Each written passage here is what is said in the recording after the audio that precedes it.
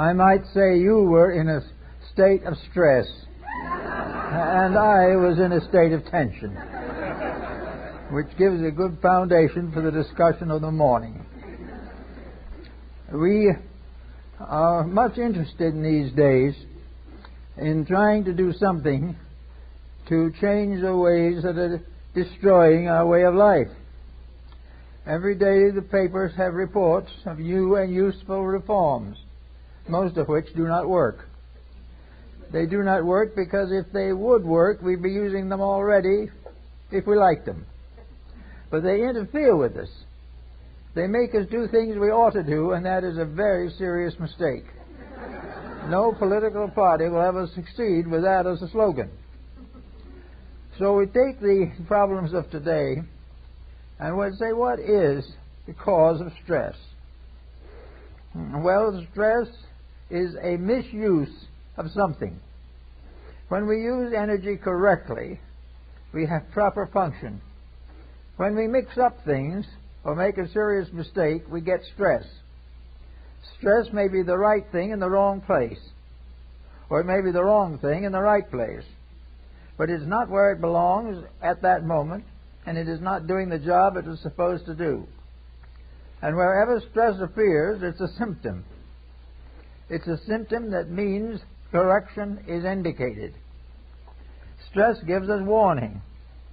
Stress in the body can produce pain, which gives us warning. But wherever there is discomfort in this universe, we must finally decide that man is responsible for it. Nature did not cause the discomfort. Living things in various orders, becoming in one way or another maladjusted, with results in pain, stress, and the misfortunes we worry about. Now today we are in the worst problem of stress, I suppose, in the history of the world. Now what is it? Is it a rate of vibration? What is this thing that is contagious and infectious and runs through nation after nation and brings the whole conglomerate into trouble? It is vibration, there's no question about that. Vibrations of one kind or another, striking other vibrations which are not suitable or compatible, become involved in conflicts of one kind or another. The reason we are in the mess we are in is because we are out of step with the plan. We are not doing what we're supposed to do. We are not taking care of ourselves as we are supposed to. We are misusing the natural resources that come to us as we are not supposed to. And in one way or another, we are, in a sense, delinquents. Delinquent as a group. A delinquent civilization. A delinquent order of life. What we call humanity at the moment is really a delinquent order of life. Something that seems to insist on doing things wrong. Now we can say that that's an exaggeration. That a lot of people are doing things right. But when we look into it carefully, we find that the people who are doing it right are not very well known and not very numerous. But the people who are doing it wrong are very famous and are very, very numerous. And they keep on being numerous, and they make new rules and new laws and new covenants so that they can continue to be delinquent.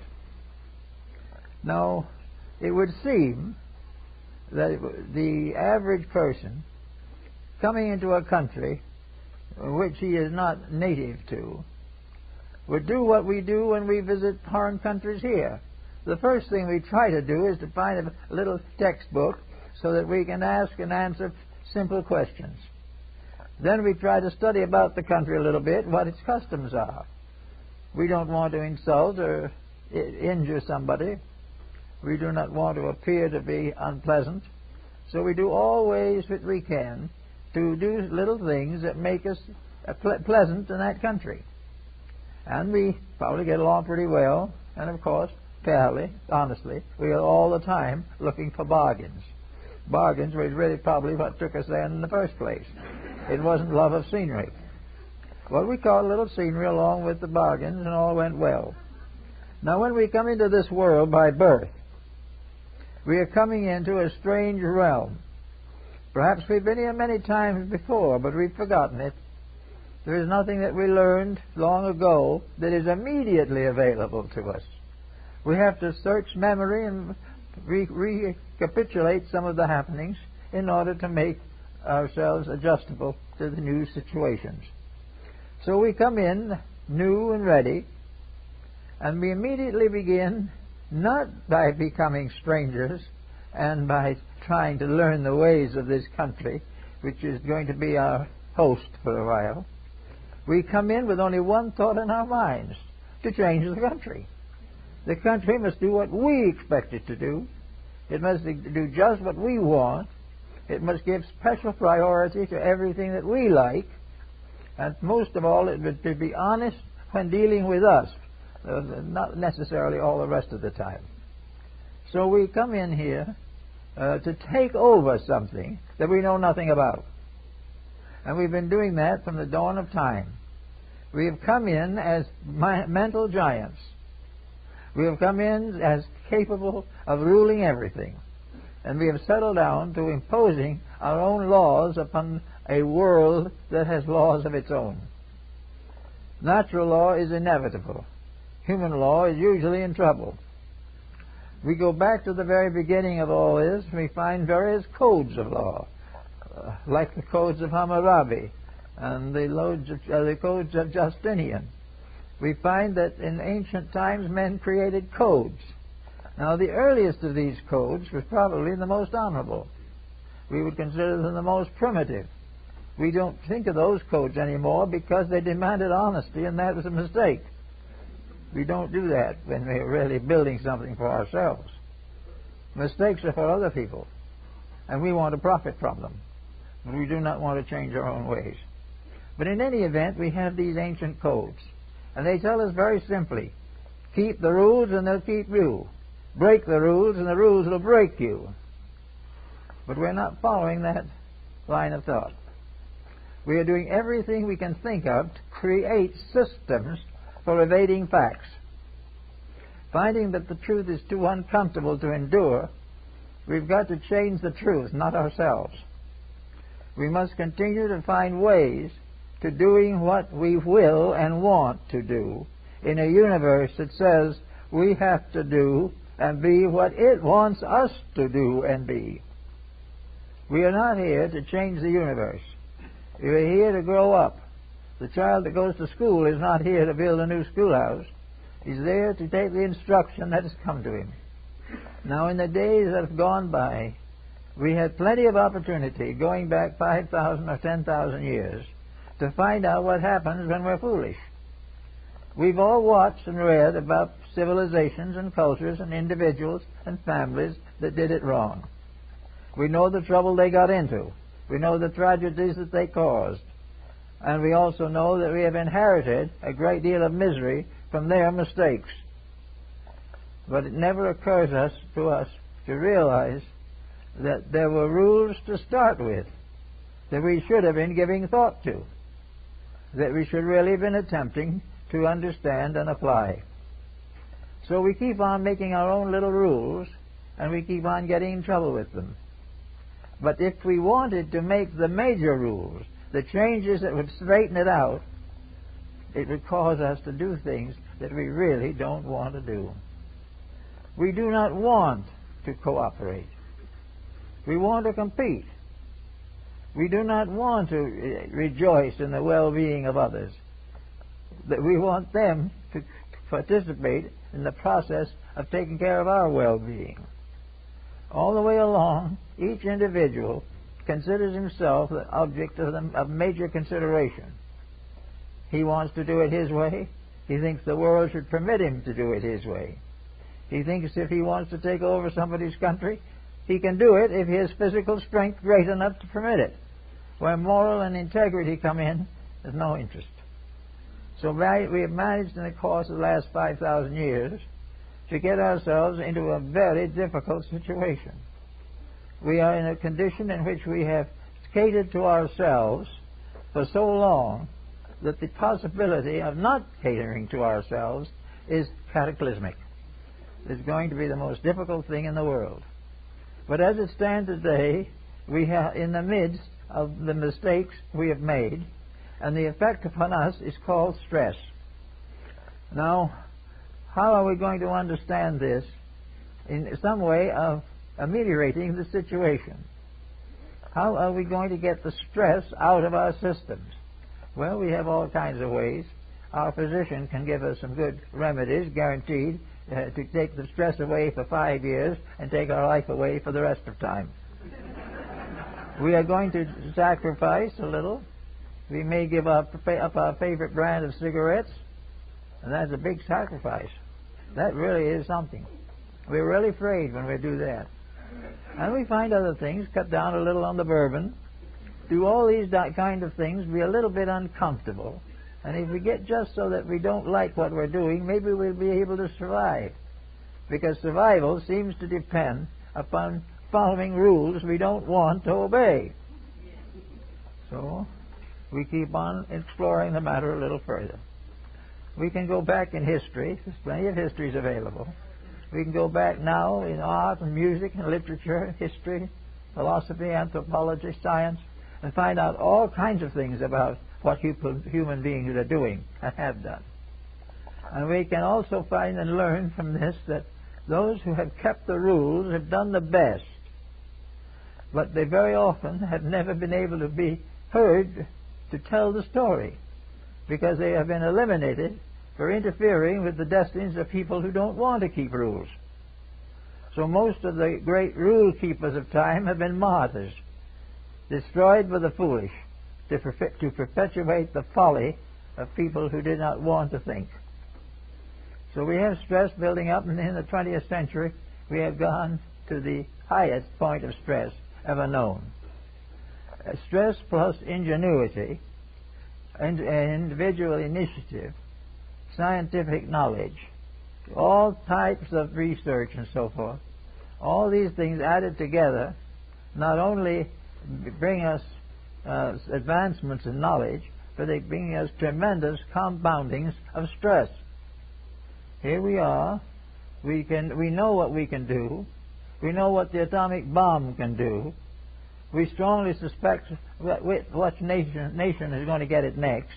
We're very certain that it is going to be loosened by somebody. And so we keep on going quietly along, preparing as much as we can for the worst, but never for a moment trying to change the worst. If the nations of the world would get together, say no more bombs, there'd be no more bombs. But if that happened, then ambitious tyrants, little dictators, and munition manufacturers would be very unhappy. Well, they must not be allowed to suffer like that. We must do what they want to, and let God take care of them, which He will do. In the end, all of these munition manufacturers are going to be destroyed by their own inventions. But that is the way it goes, and stress builds up. And here we are today with stress in every field of life. All of this stress because every field of life that we know of has become infected with the primary mistakes which have descended from time immemorial, both of the now and the past, and proverbially probably also the future, are interested primarily in wealth, fame, and economy of building up great mercantile organizations. In other words, wealth is a science of industry. Wealth is an accumulation of the spoils of war. Wealth as the result of stealing one person's land and giving it to somebody else. All of these things add together to wealth or fame, and these are success. And success is something that if it costs 10,000 lives on the right hand and 10,000 lives on the left hand, if one man is successful through all this, it makes it all worthwhile. The dead will never complain. So we have this. And the stress is beginning to worry us. Now some stress is dangerous. All of it is more or less dangerous, but some is really dangerous. And some is sort of primarily dangerous and largely ridiculous. The stress that we have in the arts and in education and in music and in these areas of the so-called cultural activities are really more or less ridiculous, because there's not any case in which the new forms are equal to the old ones. We go now to the theater and we watch something that is miserably performed by people who know very little about theater, or care less, and receive enormous salaries for doing it badly. This is unpleasant. But we can all stay home. We can stay home and listen to the television, and that's still more unpleasant. So we don't have much choice unless we want to pay $50 per seat to go and watch a ball game. It's all very foolish. And altogether, it's making people tired. It's making them sick. Now, we know from nutrition and from the new sciences of dietetics and so forth that the individual who is emotionally distraught, who is psychologically disturbed, and who is physically underprivileged and undernourished is not going to be healthy. And out of the lack of health comes a series of things that are not just simply toxic in the sense of digestion. Out of this sickness-like condition of the majority of our people of the world is coming a sickness of life, a sickness of mind, a loss of values, a destruction of morale, and gradually we are destroying ourselves by destroying the integrities which make our survival possible. We are destroying the human race because we are neglecting the things that make the human race live. The human race does not live by the grace of God, not essentially. It lives by the intelligence, common sense, and integration of people. That we live because we keep the rules of living. When we break those rules, we threaten our own survival. And no one seems to care much about this. We hear a lot of objections, but we kind of feel underneath that it'll all take care of itself. We may not have any more trees, but that's a minor disorder. We don't realize that those trees are really very important. They're simply basic, nothing now but newspaper print on, with the roots still on. We do not understand that when we change all these things, neglect the right things, and do the wrong things, that we become sick. We are sick of worrying, because worry causes desperate action. And desperate action can lead a peaceful people into war and massacre. We are also miserable because wrong actions upsets our economic balance. We do not know the security of our families. We do not know how much we're going to pay for rent next year. All these things are basic mistakes due to the fact that we have suffered from stress and suffer from it every day, but quietly decide not to do anything about it. Now, sometime we probably will do something about it. And we remember the case in the work of the philosophers and the work of Giordano de Boccalini, where the wise men, receiving a great plea from humanity addressed to the gods pick out the wisest people in heaven and send them down to take care of the earth. So they all appear in some place, a modern equivalent of Athens, where they are going to do great things for the benefit of mankind. And everything they try to do, someone objects to. One of the wise men said, "Let us put windows in the hearts of human beings so that we can see the real motives of each other." Of course, it's symbolical. But some other human being got up and said, if you do that, we can't deceive each other. And if we can't deceive each other, then business can't progress. And if we don't make mistakes, then others will. And if we make mistakes, they will also. But if we put windows in to everybody see everybody's mistakes, no one will believe in anything. Well, that's exactly the state they were in. So they tried one thing and another to see if they could find out what to do. And one day, success came by. Oh, it was magnificent. It had a great float as in a parade, accompanied by all kinds of dancers and musicians, and in the float sat Success, a magnificent figure, jeweled and crowned, were carrying scepters and surrounded by attendants of magnificent proportion.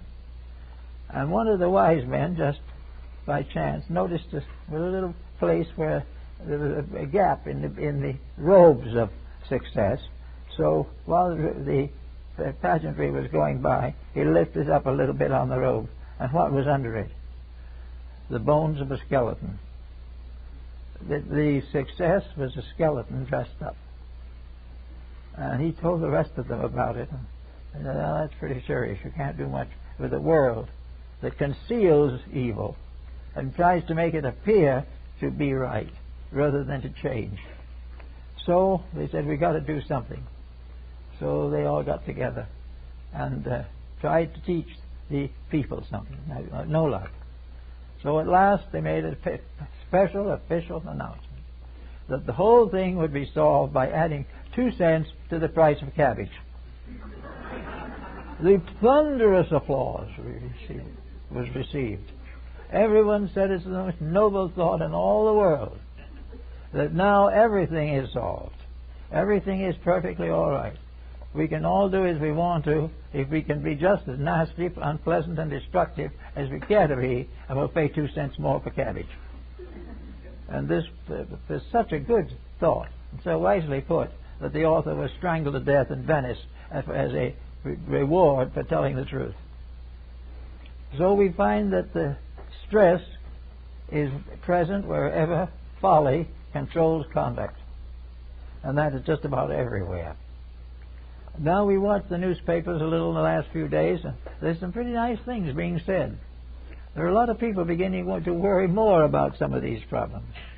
But the papers and the commentators and everyone else sort of hesitates for a moment and says, yes, that would be good, but how do we do it? How can we get this to work? Which one of the principal legislators today should we approach to get support for this? Which one of our educators really wants to see education put on its right basis? How many believe in a dollar that's worth 100 cents? All these things, they're all things that would help. But you try to find the person, and they'll be very hard to find. Whereas you could bring up a whole mass of them shouting with joy for 2 cents added to the price of cabbage. This is the way it is being handled. So the average citizen, that trying to live from day to day, not knowing how long his job is going to last, not knowing how long he can trust his doctor, how long he can prevent himself from being involved in some legal dispute, or vote for the wrong candidate, and how long things will endure as they are before they get so bad that the individual loses everything that he has, including himself. So this causes what is commonly known as stress. Stress is the realization that something is necessary and no one dares to do it. This is the type of thing in which the remedy has to come from a major cataclysm of some kind. And it looks now as though sometime between now and the middle of the 21st century, we're going to see a major change that is going to force this whole change upon us. Because nature, in its infinite wisdom, would rather finally weed out the tyrants and dispose of them than cause or allow the complete collapse of the entire system. Now we have this, therefore, as an environment. We have it giving us the problems of fumes from motor cars. It gives us the problem of narcotics, all these different things, the major mistakes in industry, and all the problems that face us today. How are we going to change all these things? How are we going to take care of agriculture? How are we going to get over poisoning the stock before we chop it up to eat? All these things have to be cared for. But something definite has to be done to force it. There has to be something bigger than a personal feeling. Someone more important than some legislator or some would-be humanitarian who has no influence but perhaps a very good idea.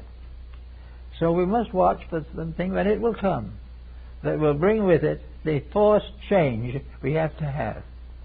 Now when this forced change comes, those will probably cry the loudest who deserve it the most. Because if they had not, or someone had not deserved it very badly, we would never have needed it. But having broken all the minor rules of life, we are confronted with major rules that can break us. So we have people worrying about the job, worrying about the world, worrying about religion, worrying about whether the Muslims or the Hindus are going to govern something, worrying about where they live, constantly working for some private cause. The individual worrying that the right to carry a pistol or a machine gun will be taken away from the private citizen. Why the private citizen should own 200 machine guns and rifles in this country is a question. The theory, of course, is that you might need them if there's a big revolution. Well, with a revolution like that and that armament ready, the revolution and the survival become very doubtful. Instead of solving the problem, we arm ourselves against it, and therefore we are constantly in trouble.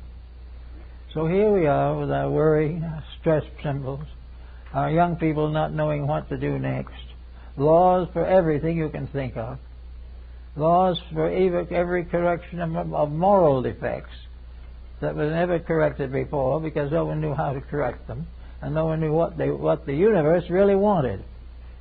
People didn't care. Most people did not build their morality upon universal law. They built it upon religious congregationalism. They built it on what one church said for them, another church said for something else, one religion said it for Islam, another said it for Buddhism. Each one of these said it a little differently, but no one was really interested in discovering the simple fact that they were all talking about the same thing. Everyone was so frightened of the wording that they didn't stop for a moment to think about the ideas involved. So here we come along down through to the 20th century. And we come now to the little planet that we live on. A little planet in which the air is getting more polluted every day, that the water is no longer fit to drink. All these things are getting worse all the time. Congestion, land and problems, all kinds of employment situations, even religion and languages are becoming involved. Everything now is becoming more and more acute, and the individual, as a private citizen, does not know what to do. So while this stress is building out in space, tension is building up right here at home in the family. So the world's stress, due to the world doing it badly, is now coming through to family tension. The effect of this conglomerate of pressure on private citizens who have no background, no essential preparation for the responsibility of solving great social problems. There are problem solvers that are very simple. The truth of the matter is, most of our problems have been that we've made solution difficult, when it is not the solution, it's the problem that is difficult. But we haven't thought of it that way. So here we are, with generations of young people growing up without integrities, without morals, with everything based upon the almighty dollar, and we get word coming through the mail any minute now of a new country that has developed nuclear weaponry. All these things we take for granted, and then comes people. Now, people are a very interesting thing. We must study them carefully because we don't know how long we're going to have them. We have to be very careful of people, because people are being hurt and disillusioned and destroyed every day. But people are the things that perhaps have the answers, if we would give them a little credit. The average person has never been very rich, and while he might like to be, I don't think he is necessarily willing to sacrifice everything for a few more dollars. The average individual has never had a high esteem for his position. He's done the work of the day, he's lived his life, he's retired on his pension, and has departed in due time. Now these people are being affected very seriously by stress, and it is coming in on them in every way you can imagine. And they are the ones who you might say are the helpless victims of a system. They're not helpless victims because if they weren't partly guilty, they wouldn't be in the trouble. Most of them could have done a little better. Movements like the populist movement and other political systems throughout the world could have done much more if the public had accepted them. But the public was really not quite willing to accept the idea that it's 100 cents on a dollar. It's not that honest or that strict. It really wanted other people to be honest, but it didn't want a code that made it honest as a group of people. So we have no correction.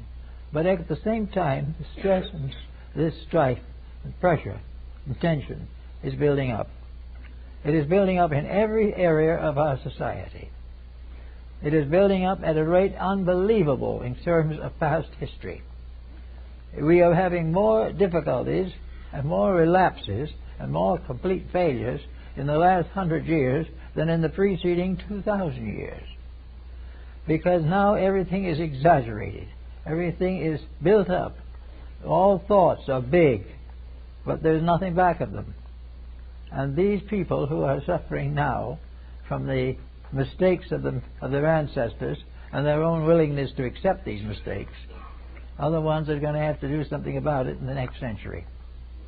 Well, there's a lot of things they can do about it.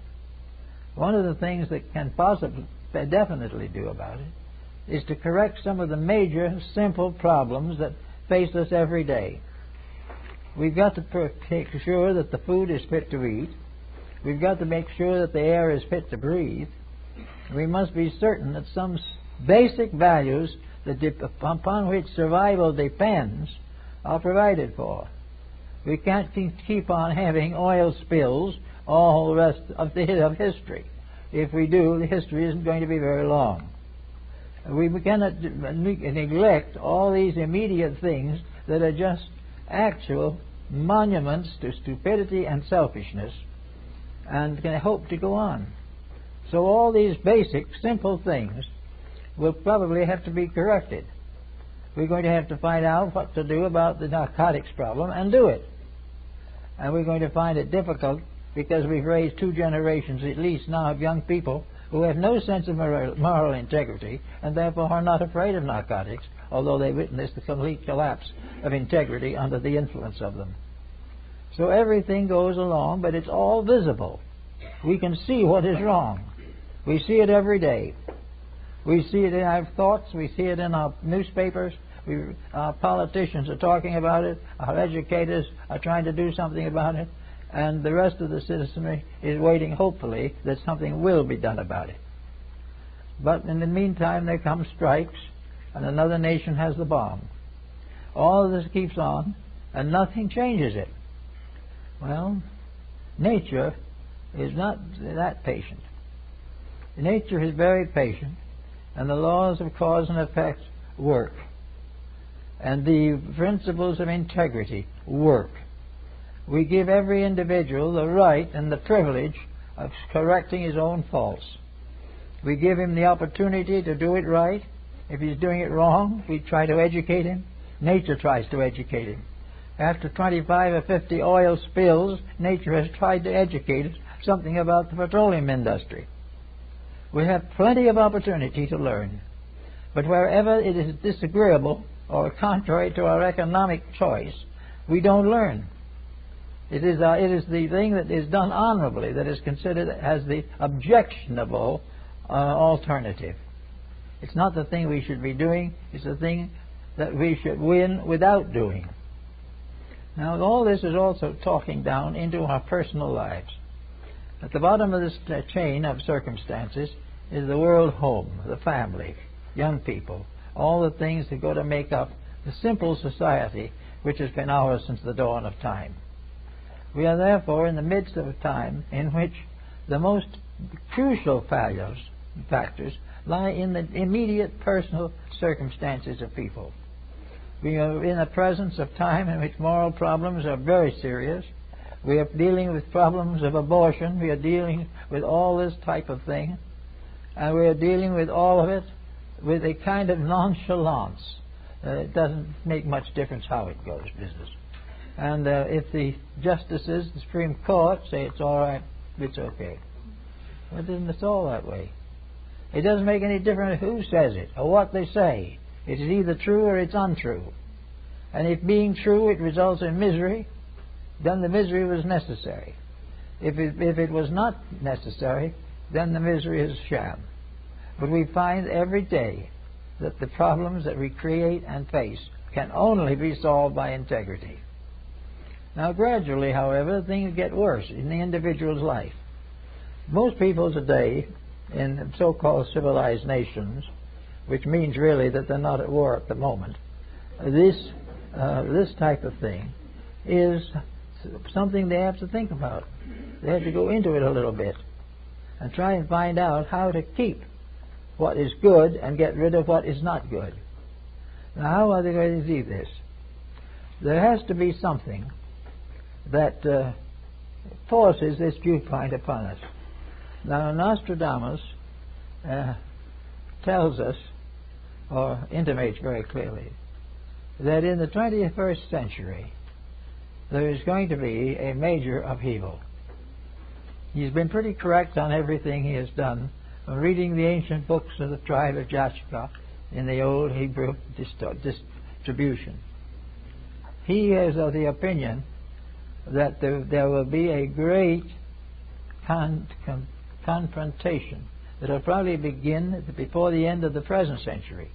In the next 10 years, we're liable to see more happen than in the previous 100 years, even though we went through 2 world wars and 2 depressions.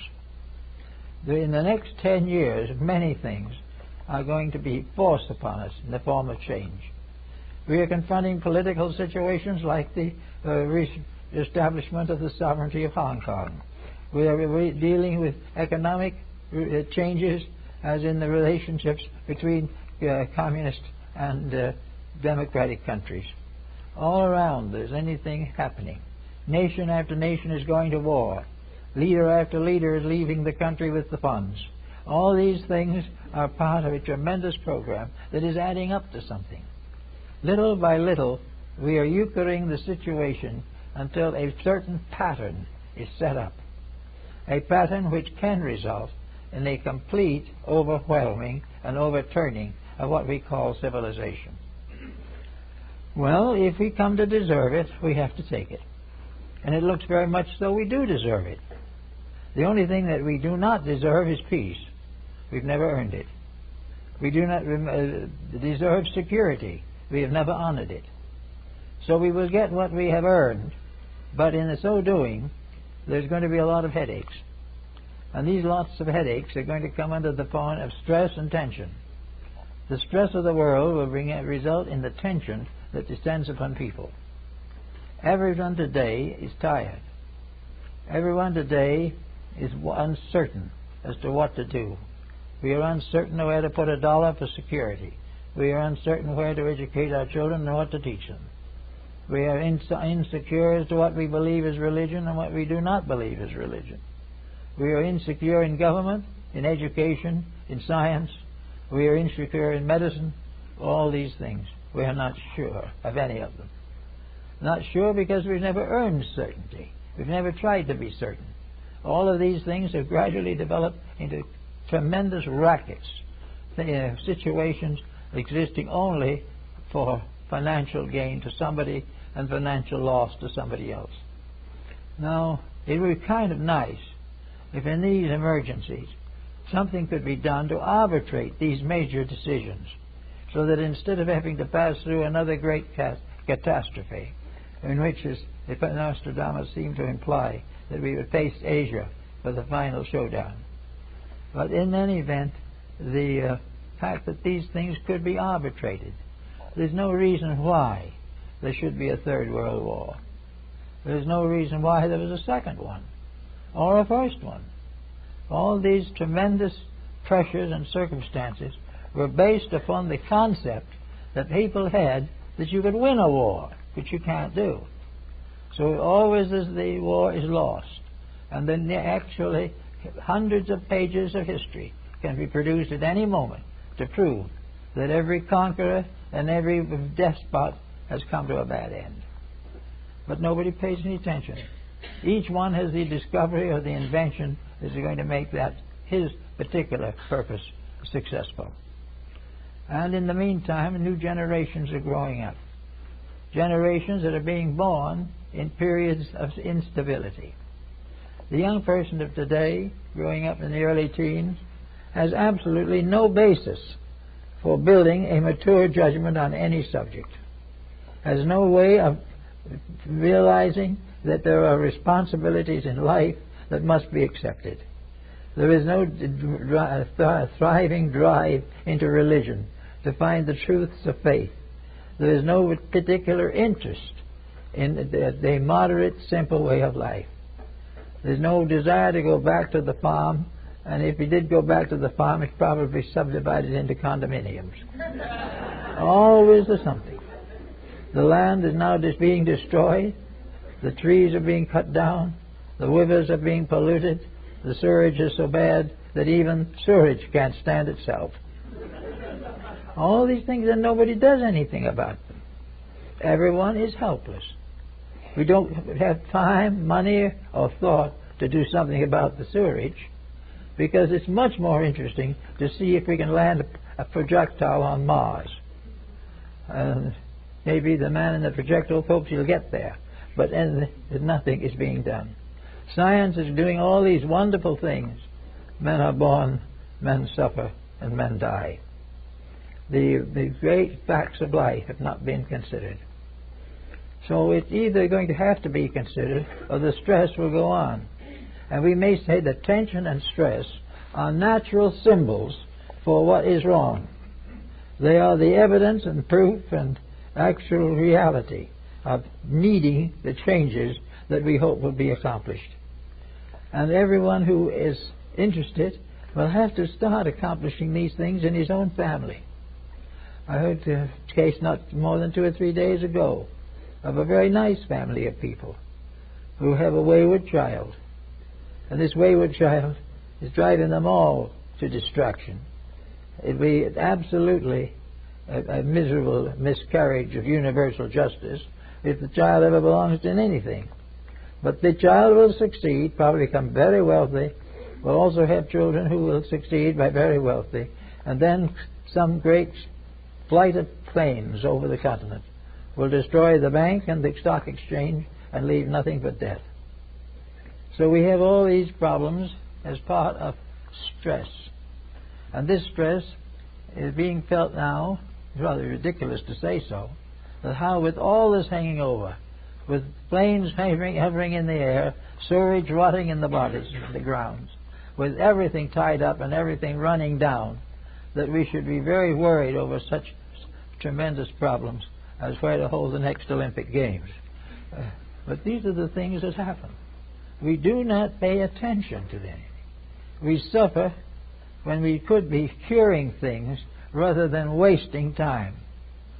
Now, most people are fairly busy, but at the same time, most people are wasting more time today than ever before in history. And wasting of time is a misdemeanor. It is something that's going to be held against us. Wasting of time is not fair. To sit in front of some television outlet and watch people do things that are ridiculous, watch them also do things that are immoral and destructive, or wander around in a world of fashions and economics, and live this as life, to realize what has been said, that many, many people spend from 6 to 8 hours a day, every day of their lives in front of a television. And yet on the television itself, they're never going to be the answer, because they're going to be very careful to keep that off the air. We're going to get only the same things we've been getting. And people have no time left to do any thinking. If they read things that are not very important. I saw not long ago a list of bestsellers in literature. The very best. They're doing very well. There wasn't one on the list that could contribute anything to the problems that we face today. These things are completely forgotten or ignored because they're painful. They get more and more painful. And then people are going to have all kinds of ideas. They're going to say, I had a nice boy, he grew up and he became a dope addict. I just can't understand why he would do that. Why he did. We were a nice people. We were a good family. In fact, I think we went to church occasionally. But the boy just got out with the wrong people, that's all there was to it. And now he is in an institution and will probably die. Why do these awful things happen to me? Why? Because we don't do anything to prevent them from happening. When the time came to give that boy the proper education, the proper insight, either the family didn't know what they were doing either, or they were too busy to pay any attention to what he was doing. So it all goes. Millions of young people. We have about 200,000 a year of really serious juvenile criminals. This is not necessary, not reasonable. And it results also in a terrible headache for the facilities that exist to help these causes. There is no way that we can prevent the problem that we have, this problem of stress and tension, until we realize that we are nervous wrecks because of the consequences of our own actions.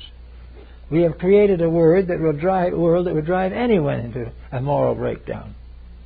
But we don't combine or think of the fact that we are doing certain things ourselves has anything to do with the collapse of our culture. Our culture, we think, is something separate.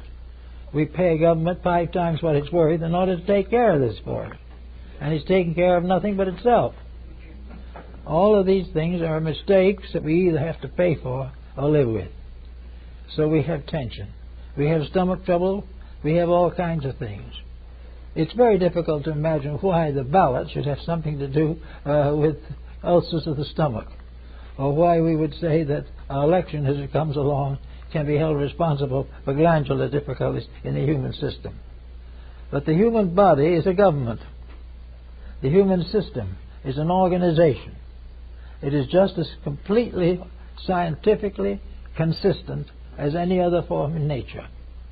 And when the human body goes out of kilter, it's because something in the environment is preventing it from functioning. The conditions necessary for a healthy body are the same ones that are necessary for a healthy world.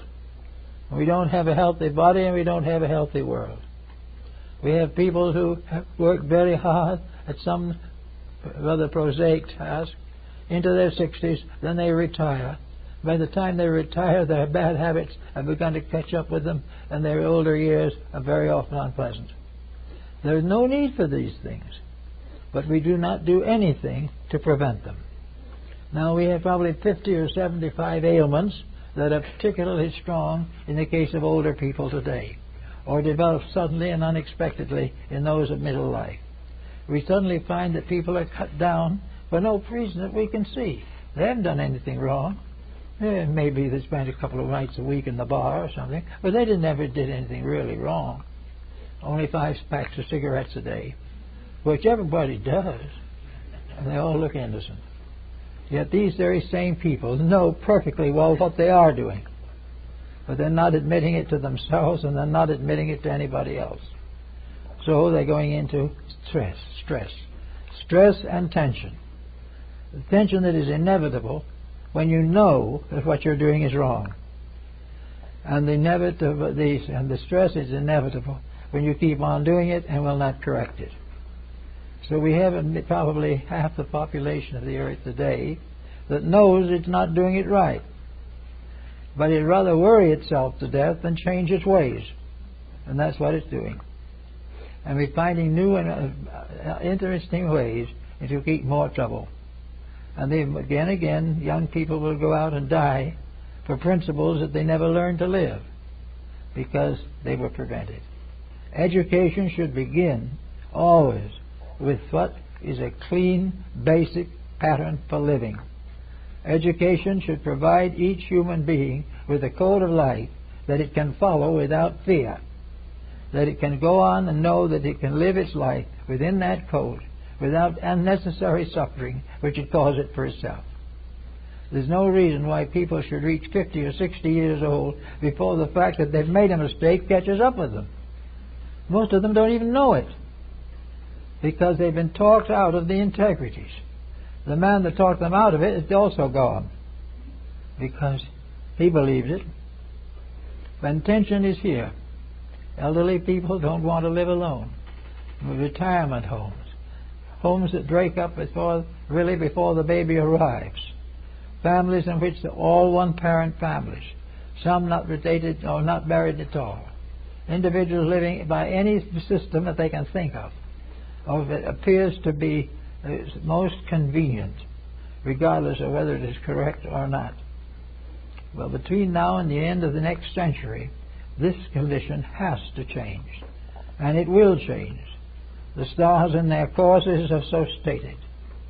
There cannot be a continuation of destruction without destruction effectively destroying that which it attacks. It has to be changed. We have to have a new way of living. We have to have concepts of how to build a future so that we don't have to work on this stress-tension pattern. Nations should not have stress.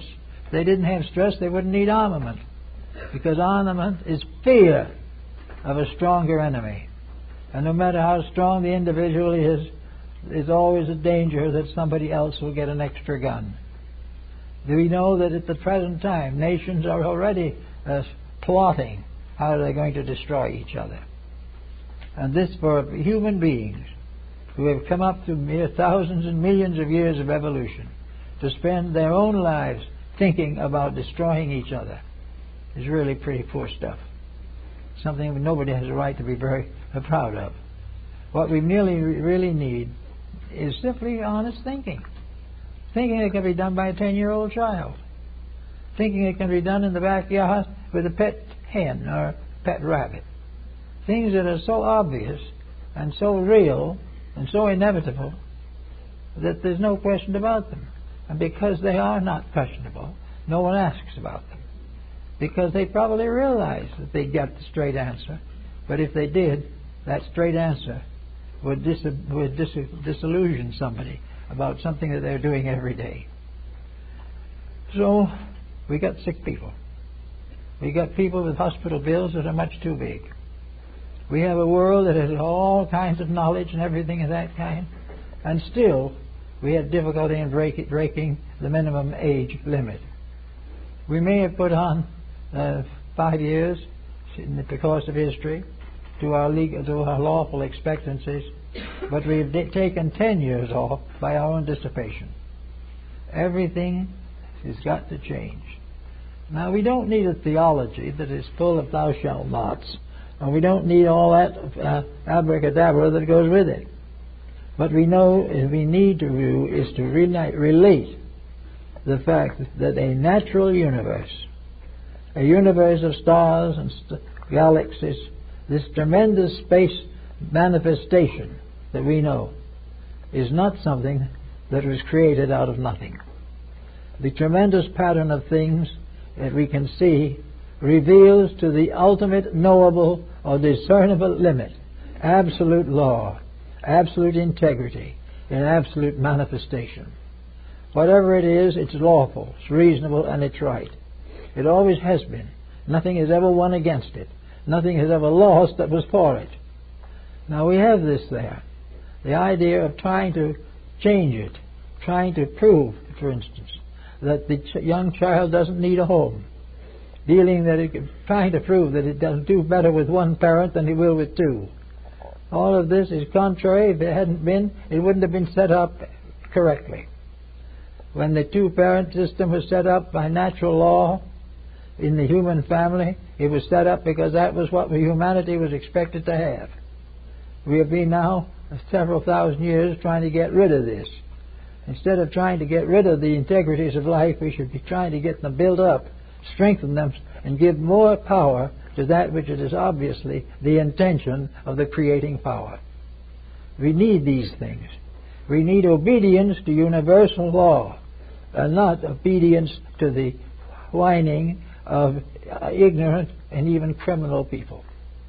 We need to understand nature, and there's no reason why a high school graduate shouldn't already know enough to live a clean life, not only for the length of time he expects, but maybe for a couple of extra 100 years if he does it right. We do not need to have all this vast experiment to try to prove something that's no good if we prove it. And when we kindly do prove it, then something comes along and disproves it almost immediately. We need to have a reasonable fear of being wrong, a natural fear, a natural anxiety.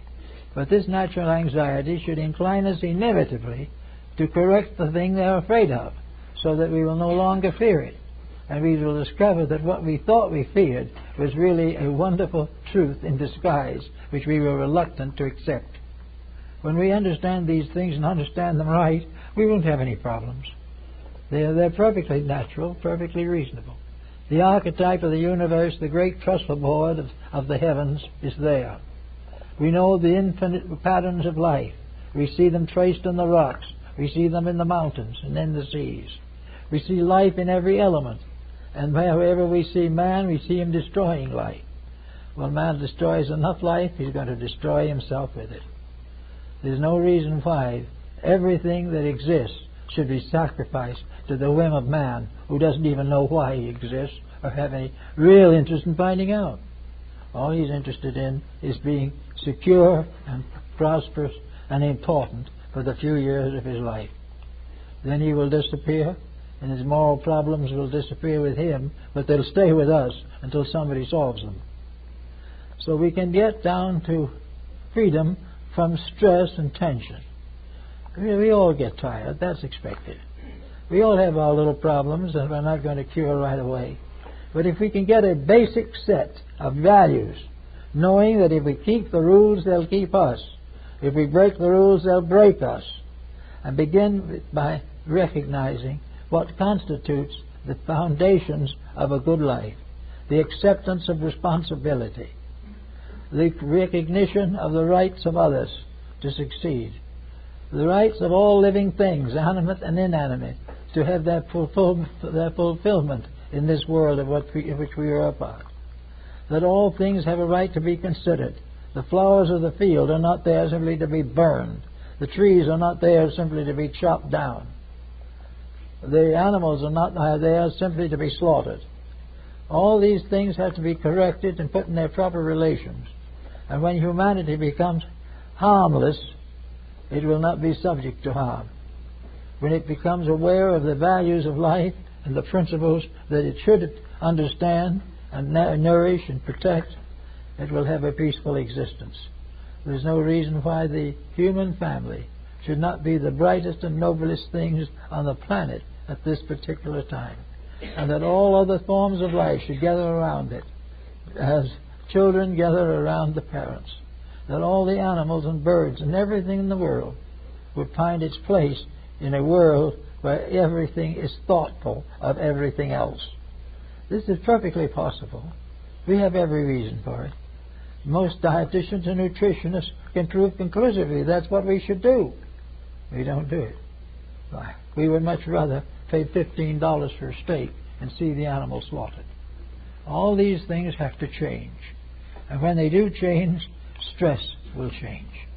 There's not going to be all this fear and worry and anxiety. We're not going to worry about our stomachs or our delinquent children. We're not going to hope that perhaps we'll live out our full life and not be destroyed by a war that would just tear down everything that we have. We do not know the mysteries of earthquakes and storms, but in some way the ancients knew that they were sent because of need. One way of reminding the individual that he is not essential in his present condition is that he is removable. If he was right, he would not be removable. He would not be removed.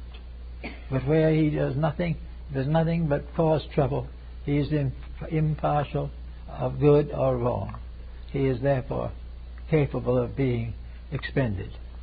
So there will be better times coming. But I've noticed in the papers and things recently, the last year or two particularly, more and more people are becoming aware of this. The time is now coming more and more when we're beginning to think, and they're beginning to think of how to do this right. Get it right from the beginning. And of course, average persons can't do anything very big and colossal about all this. They're not supposed to. Life is not going to be saved by a few colossal people.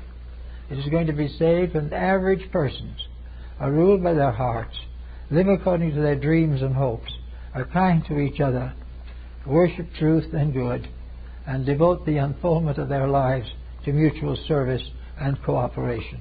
When we have that type of thing, we'll have a good world. and we don't have to have specials tell us about it. It takes years and years and great big 50 textbooks at 500 pages each to tell us how to do it wrong. When to do it right, we have to sit down and just either open the Bible to the Ascension on the Mount, or simply quietly realize the need for the fatherhood of God and the brotherhood of man. That if we live right, all these elaborate remedies are unnecessary. The proof being that the false remedies never have cured anything. And wherever the true remedies have been applied even temporarily, they have made great contributions to permanent progress. After the world's wars of the present century, after the tremendous sorrow and tragedy of probably 50 wars at one time in some places, we should realize that we are coming to the time when all this is stupid. There is no need of good people going out and killing each other simply over the fact that some dictator wants the territory. So goodness, kindness, these things start at home.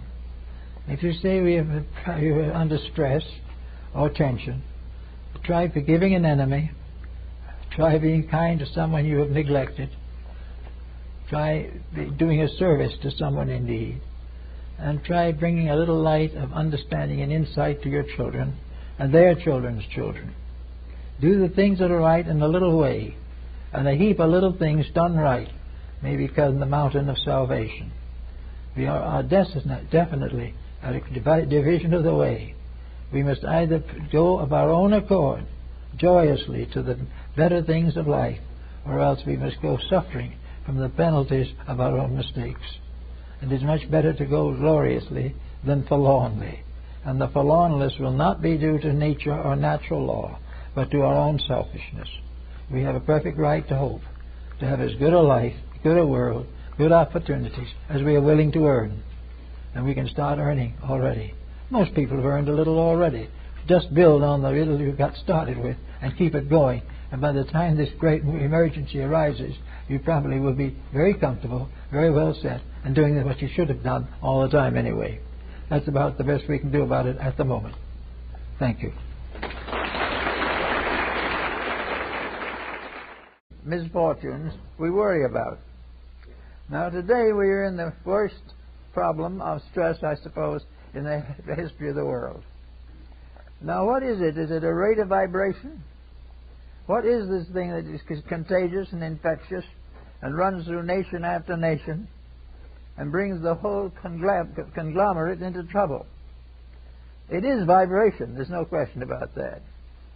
Vibrations of one kind or another striking other vibrations which are not suitable or compatible become involved in conflicts of one kind or another.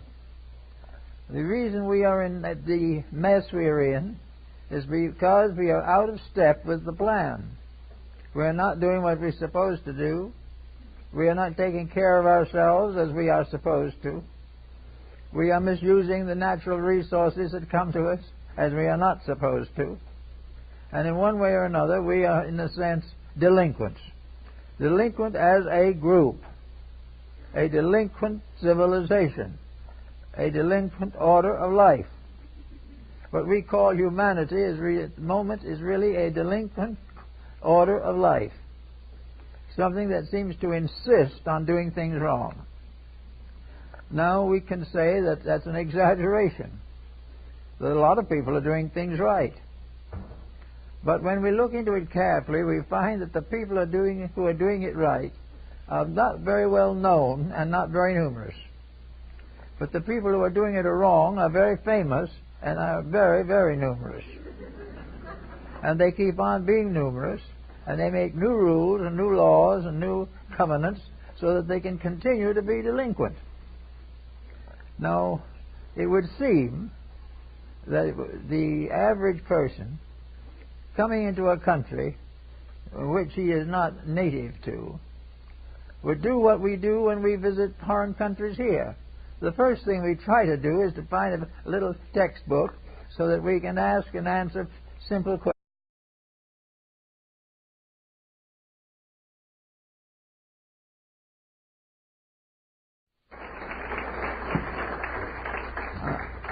I might say you were in a state of stress, and I was in a state of tension, which gives a good foundation for the discussion of the morning. We are much interested in these days in trying to do something to change the ways that are destroying our way of life. Every day the papers have reports of new and useful reforms, most of which do not work. They do not work because if they would work, we'd be using them already if we liked them. But they interfere with us. They make us do things we ought to do, and that is a very serious mistake. No political party will ever succeed with that as a slogan. So we take the problems of today and we'll say, what is the cause of stress? Well, stress is a misuse of something. When we use energy correctly, we have proper function. When we mix up things or make a serious mistake, we get stress. Stress may be the right thing in the wrong place, or it may be the wrong thing in the right place. But it's not where it belongs at that moment, and it is not doing the job it is supposed to do. And wherever stress appears, it's a symptom. It's a symptom that means correction is indicated. Stress gives us warning. Stress in the body can produce pain, which gives us warning. But wherever there is discomfort in this universe, we must finally decide that man is responsible for it. Nature did not cause the discomfort. Living things in various orders, becoming in one way or another maladjusted. This results in pain, stress, and your rules. The changes that would straighten it out, it would cause us to do things that we really don't want to do. We do not want to cooperate. We want to compete. We do not want to rejoice in the well-being of others. That we want them to participate in the process of taking care of our well-being. All the way along, each individual considers himself the object of major consideration. He wants to do it his way. He thinks the world should permit him to do it his way. He thinks if he wants to take over somebody's country, he can do it if he has physical strength great enough to permit it. Where moral and integrity come in, there's no interest. So we have managed in the course of the last 5,000 years to get ourselves into a very difficult situation. We are in a condition in which we have catered to ourselves for so long that the possibility of not catering to ourselves is cataclysmic. It's going to be the most difficult thing in the world. But as it stands today, we are in the midst of the mistakes we have made, and the effect upon us is called stress.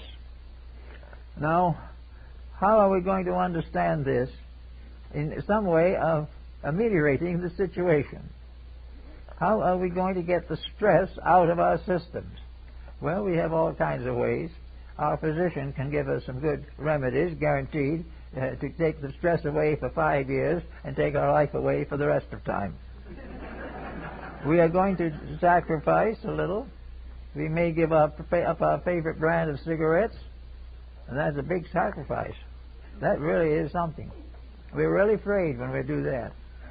And we find other things, cut down a little on the bourbon, do all these kind of things, be a little bit uncomfortable.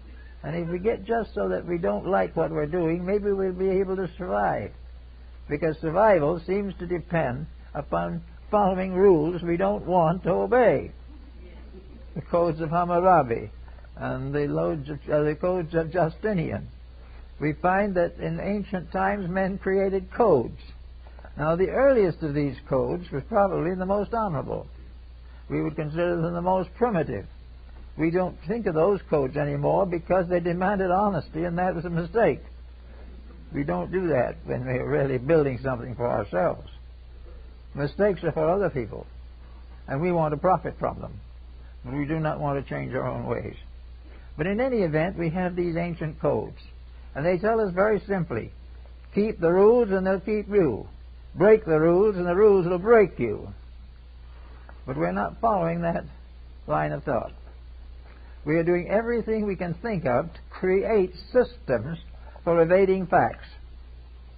Finding that the truth is too uncomfortable to endure, we've got to change the truth, not ourselves. We must continue to find ways to doing what we will and want to do in a universe that says we have to do and be what it wants us to do and be. We are not here to change the universe. We are here to grow up. The child that goes to school is not here to build a new schoolhouse. He's there to take the instruction that has come to him. Now, in the days that have gone by, we had plenty of opportunity, going back 5,000 or 10,000 years, to find out what happens when we're foolish. We've all watched and read about civilizations and cultures and individuals and families that did it wrong. We know the trouble they got into. We know the tragedies that they caused. And we also know that we have inherited a great deal of misery from their mistakes. But it never occurs to us to realize that there were rules to start with that we should have been giving thought to, that we should really have been attempting to understand and apply. So we keep on making our own little rules, and we keep on getting in trouble with them. But if we wanted to make the main questions, then we try to study about the country a little bit, what its customs are. We don't want to insult or injure somebody. We do not want to appear to be unpleasant. So we do all ways that we can to do little things that make us pleasant in that country. And we probably get along pretty well, and of course, fairly, honestly, we are all the time looking for bargains. Bargains was really probably what took us there in the first place. It wasn't love of scenery. Well, we caught a little scenery along with the bargains, and all went well. Now, when we come into this world by birth, we are coming into a strange realm. Perhaps we've been here many times before, but we've forgotten it. There is nothing that we learned long ago that is immediately available to us. We have to search memory and recapitulate some of the happenings in order to make ourselves adjustable to the new situations. So we come in new and ready, and we immediately begin not by becoming strangers and by trying to learn the ways of this country, which is going to be our host for a while. We come in with only one thought in our minds: to change the country. The country must do what we expect it to do. It must do just what we want. It must give special priority to everything that we like. And most of all, it must be honest when dealing with us, not necessarily all the rest of the time.